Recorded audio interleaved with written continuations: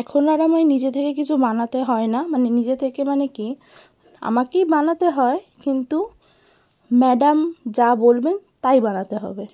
তো এই যে এখন সন্ধ্যাবেলায় উনি খাবেন পাস্তা। ওনার একটু ছোট্ট একদম কুট্টি বেবি হবার ইচ্ছে হয়েছে, ওই জন্য হামাগুড়ি দিয়ে আসছে।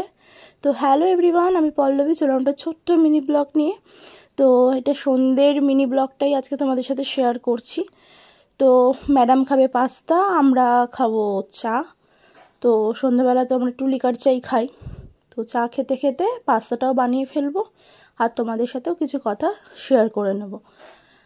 আজ 2-3 দিন ধরে হলো কমেন্ট ব্লক, কাউকে রিয়াকশন দিতে পারছি না, কারোর পরিবারে যেতে পারছি না, যার ফলে আমি সেইভাবে অ্যাক্টিভই থাকছি না।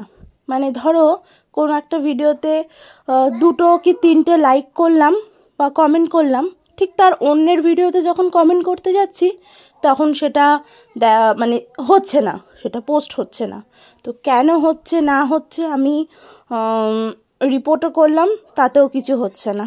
তো মন মেজাজ প্রচণ্ড খারাপ।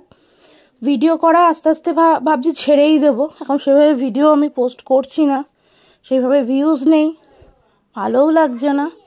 তো তাও মাঝে সাঝে মনে হয় তোমাদের সাথে একটু আধটু গল্প করি, কিছু শেয়ার করি, তাই করা।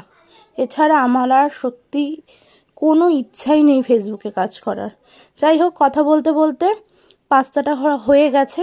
ও এরকম ছোটো ছোটো এগুলোকে মেবি ম্যাক্রোনি পাস্তা বলে। তো আমি ঠিক জানি না, এটাকে পাস্তা অনেকগুলোই আছে, ছোট বড় মেজো সেজো।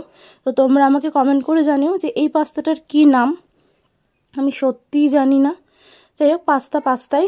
তো আমি এটা আলু পেঁয়াজ দিয়ে সামান্য তেল দিয়ে, এক গাদা নয়, তেল দিয়ে আমি করেছি।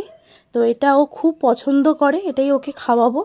তো আমার পাস্তা করা কমপ্লিট, ওরটা দিয়ে দিয়েছি, আর এটা আমি গোলমরিচ দিয়ে হালকা করে নেড়ে দিয়েছি। ভিডিওটা কেমন লাগলো জানিও, ভালো লাগলে লাইক কমেন্ট শেয়ার করে দিও। চলো বন্ধুরা, টাটা।